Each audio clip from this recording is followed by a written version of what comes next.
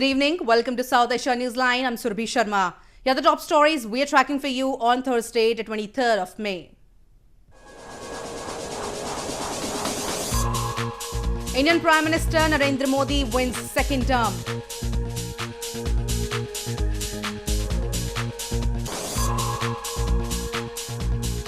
Pakistan conducts training launch of ballistic missile Shaheen-II.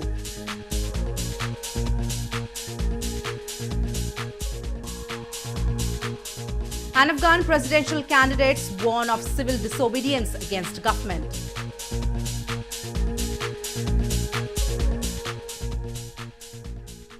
And now for all the details. Indian Prime Minister Narendra Modi swept a huge election victory on Thursday, winning a second term and increasing his majority in the parliament. BJP won 302 of the 542 seats, handing a heavy defeat to main opposition Congress party.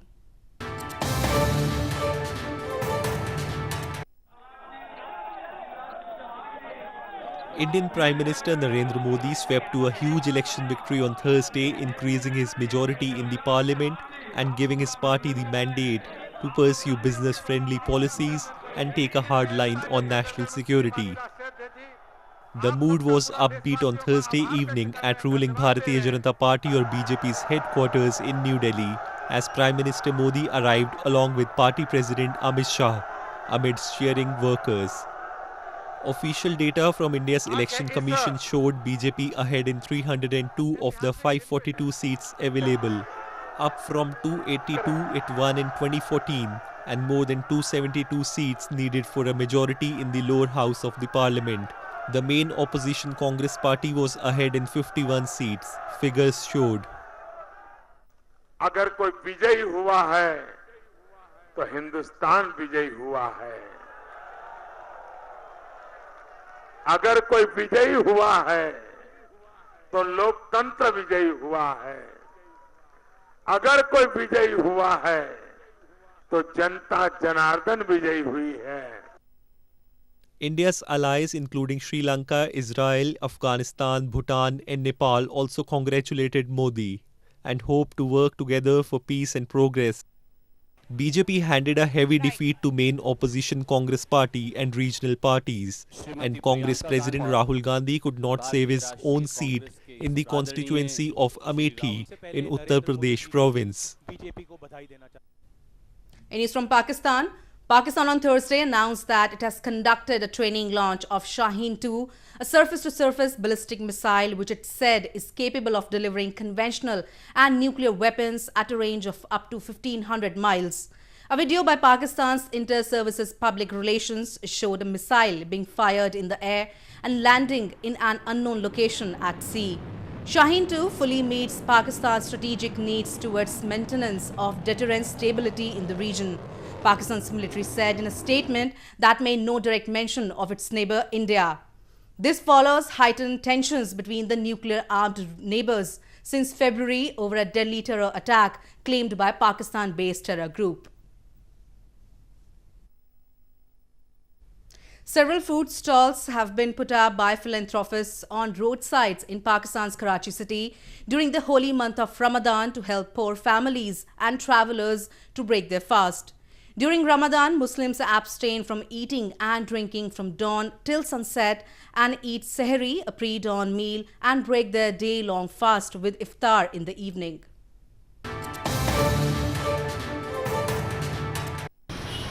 Several food stalls have been put up by philanthropists on roadsides in Pakistan's largest city, Karachi, during the holy month of Ramadan to help poor families and travelers to break their fast. Organizers say that about 2,000 people, mostly coming from poor families, drop by daily to eat iftar, the meal served to break their day-long fast after sunset. They say that many of the families prefer to have free meals on the roadside due to the rising cost of food during Ramadan. They try to make the gathering as festive as possible and make it feel like home. लोग बेरोज़गार भी हैं, यहाँ पे बेचारे road वाले भी हैं जो यहाँ से सफ़र करके घर जा रहे हैं, वो भी बीच में उतर के पूरी बसें जो है ना आके इफ्तार कर लेती हैं. और बाकी आप देखें, आपके सामने ये कि हमने किस तरह शरबत बांटा और किस तरह अभी हम टेबल की सजावट कर रहे हैं. और यूँ लग रहा है कि लोग, ऐसा लगता है लोग बोलते हैं कि जैसे हम घर में इफ्तार करें। मैं रक्षा चलाता हूँ, कारोबार है नहीं, ये जगह जगह पे रोज़ा खुलता है, रोज़ा खोल लेते हैं, 2-4 पैसे बच जाते हैं, अपना जो ज़रूरत का सामान होता है घर का, जो पैसे बनते हैं सौदा सामान ले जाते हैं। During Ramadan, Muslims abstain from eating and drinking from dawn till sunset and eat sehri, a pre-dawn meal, and break their day-long fast with iftar in the evening. During the holy month, Muslims devote majority of their time in prayers and give charity to those who are less fortunate.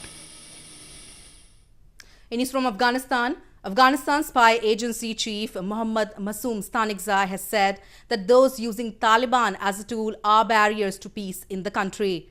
The remarks came earlier this week when lawmakers in the upper house of the parliament summoned heads of the security agencies over a sharp spike in militant attacks across the country.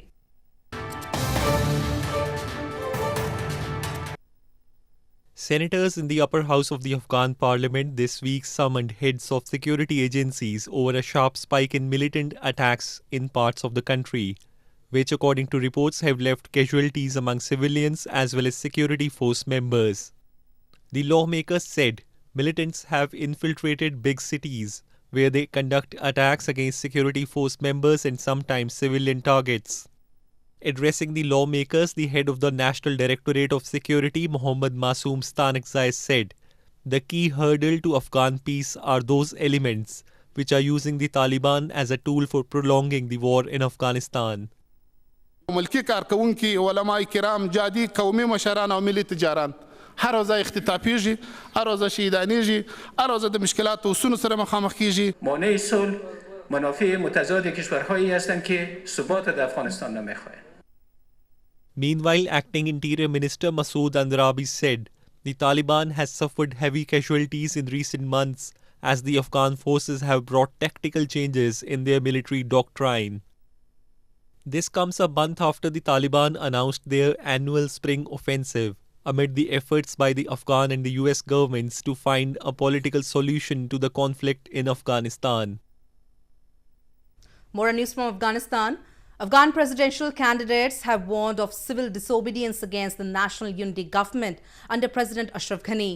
The candidates said they have asked their supporters, including government employees in Kabul and other provinces, to start civil disobedience against Ghani, whose legal term ended on May 22nd.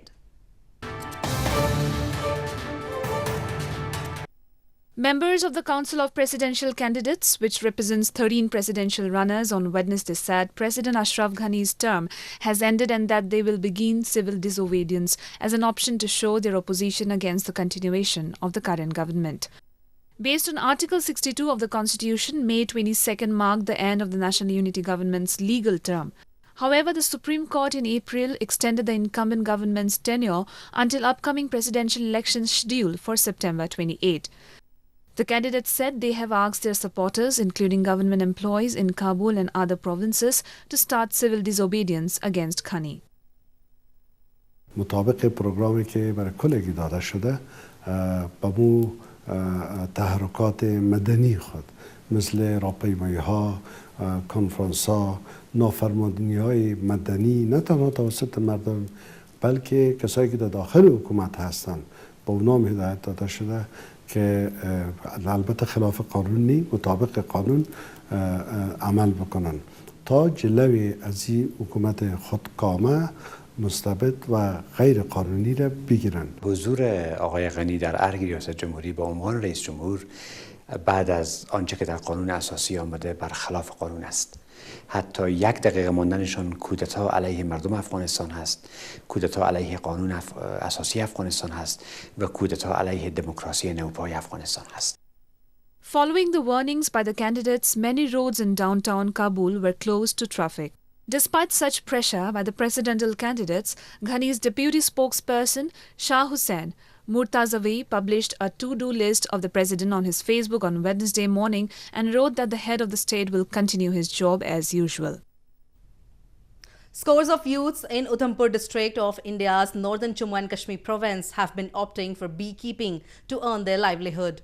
The provincial government has been training the youth in the field of apiculture besides providing them kits and beekeeping boxes on subsidized rates.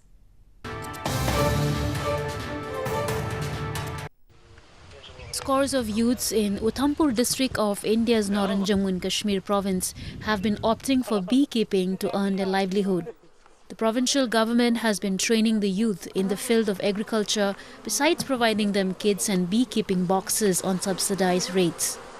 Beekeeping is an agro-based business that has been undertaken by many farmers and landless laborers in rural parts of the country as an integrated farming practice to boost their income. तो मेरे को ये 4-5 साल हो गए ये काम करते हुए, तो मैं पढ़ा लिखा भी हूँ, बेरोजगार था।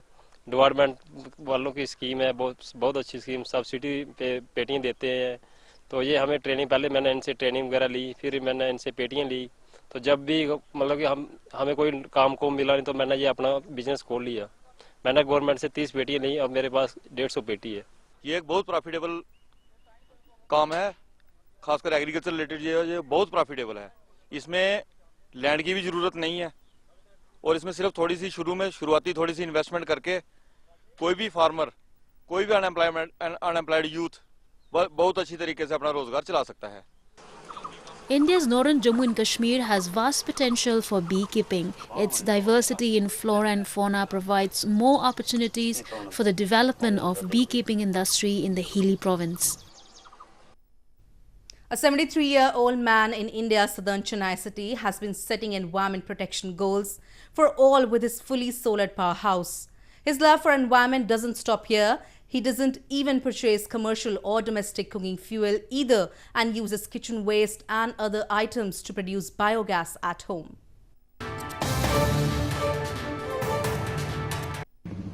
While people in some parts of India are battling extreme heat wave conditions during the subcontinental summers, 73-year-old Suresh is using it to his advantage for his fully solar-powered house in southern Chennai city.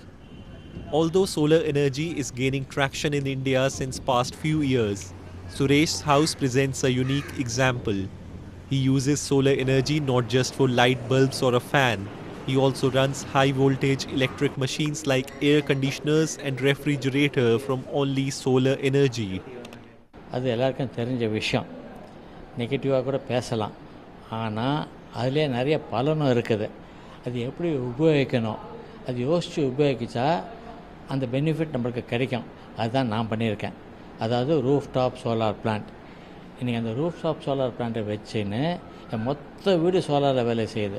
For people like Mr. Suresh who has done it and proven it in the last 25 years and it's all there in front of us and within a few thousands or a lakhs of rupees, if he can do that and his whole house can run on a solar, it's something fabulous. Nobody can even imagine. Suresh's love for environment doesn't stop here. He doesn't purchase commercial or domestic cooking fuel either. He uses kitchen waste and other items to produce biogas in his own little homemade plant in a tank. He also refrains from using plastic bags and produces his own bags made out of old newspapers. Well, that's the way it was in South Asia this evening. Before we conclude the top stories once again.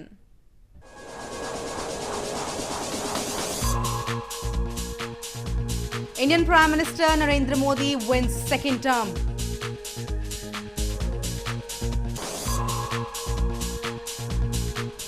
Pakistan conducts training launch of ballistic missile Shaheen-II.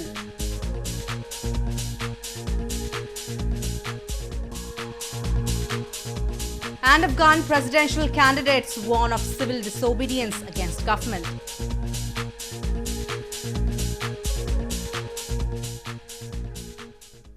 Now our viewers can watch the show on SouthAsiaNewsline.com. You can also visit us on Facebook.com/SAsiaNewsline and follow us on Twitter @SAsiaNewsline. That's all in tonight's edition. We will see you same time tomorrow. Good night.